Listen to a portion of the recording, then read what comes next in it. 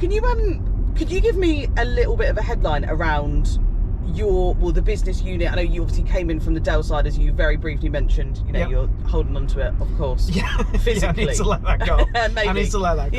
Yeah. Ditch the awards. They're not even my awards, the company awards. Right? Yeah, this is true. Set the record One straight. team, all that. Yeah. Power of us. Yeah.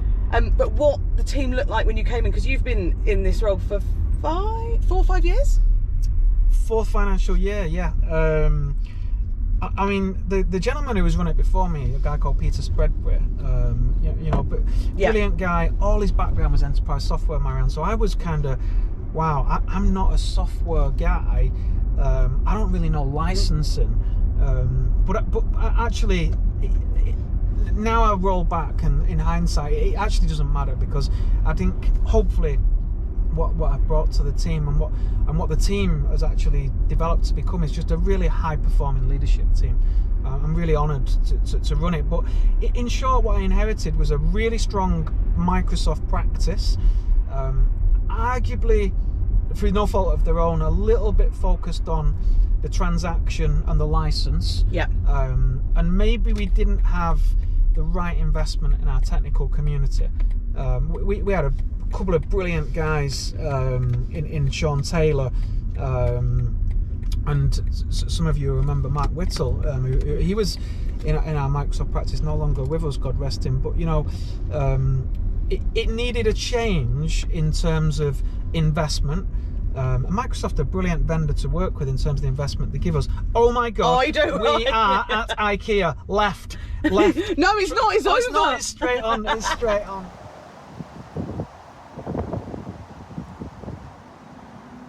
Your Mac cover. Do you think I have needed to be here? No. I'm actually thinking that we've found your maternity cover replacement. It's me.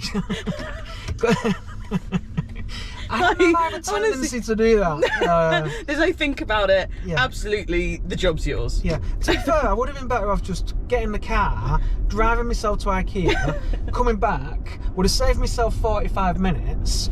I could have just talked about ISV and no need for the interview. Thank you very much. Honestly, I couldn't agree with you more. I went into a bit of a ramble around complex IT boring subjects. Just think Netflix. Just think Uber. They're not in the habit of, building a business to resell, which is the more traditional channel that we're used to working with, and what most of our resellers have become famous for, and actually how they make their money. Whereas in this area, it's so much more focused on their solution that they're taking to market. It just so happens that it makes a lot more sense for them to host that solution in a Microsoft Azure environment, because they don't need to worry about that.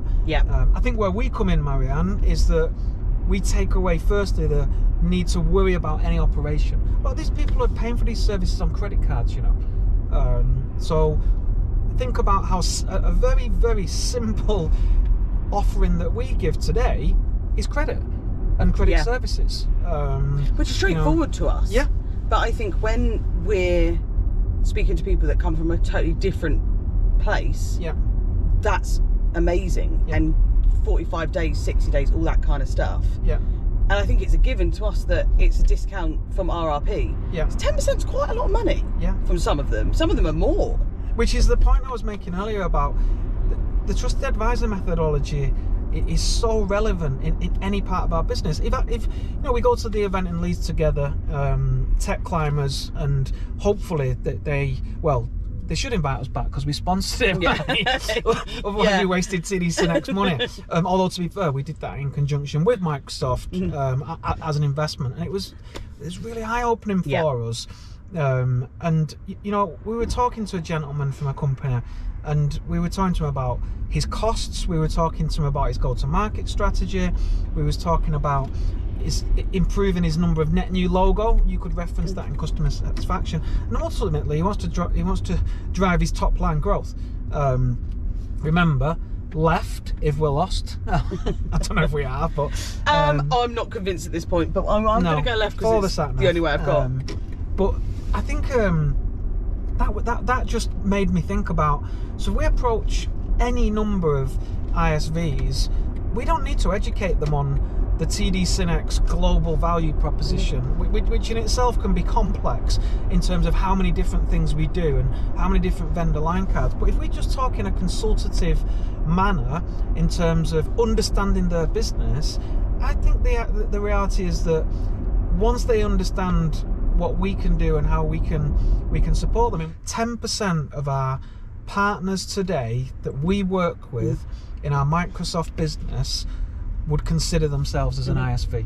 I mean, that was a bit eye-opening. So we're on the hunt, looking for new partners and in the ISV area, and we will continue to do that. But actually, if 10% of our base is already there, well, maybe we should be understanding a little bit more about their business, and what they want to do. I think Chorus is the perfect example of that. Absolutely. Long-standing partner of TD Synnex's. They not only consider us as a partner in terms of working with us as their Microsoft provider, their CSP provider, but we're now in a partnership with them, supporting their go-to-market, and their CSOC solution is actually part of our security value proposition. I mean, there's the definition of ecosystem. And I think that us really understanding what is value to that customer is the most important thing. And once we get it, we're really lucky where we've got this broader business that is established and has been going forever, and so many things we can pull on, so many people that you've mentioned as well that are so key in helping these people. Because if we can build that ecosystem, really truly help each other, we're laughing, and we're changing how these companies work in a good way, which we can see improves that they're unbelievably grateful for. And it makes such a difference in how they work and what they can do. So I think it's more, we want more. We want to make sure that we're helping as many people as possible. If you go to Greg's, what's your order? Steak bake. Every time? It's not even a question. It's not even a question. Don't they have festive ones as well? Would you go there? I would stay away from it. It's just spoiling. It's just spoiling perfection. A good thing. Yeah. Like, when you said to me before about how far is north, maybe the answer is Greg's. What do you mean? Because do they have Greg's in the south? Yeah. Oh, right, okay, well then. So they've got one on the M4. Ignore that. They're ignore constant. That. Do they have steak bakes in Greg's? Yeah, they have steak bakes.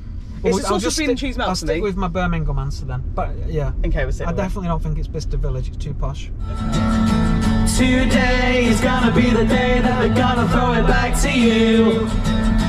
By now you should have somehow realized what you gotta do. I don't believe that anybody feels the way I do about you now. I don't know if my lungs have got it in me. Yeah. Okay, we'll give it a go. Backbeat, the word is on the street that the fire in your eyes out. We need a tambourine. I'm sure you've heard it all before, but you never really had it out. I don't believe that anybody feels the way I do. Thanks for the lift to IKEA. Got ya, no worries. Took way longer than what I expected, by the way. Yeah, about 2 hours later, it's about 4 miles away?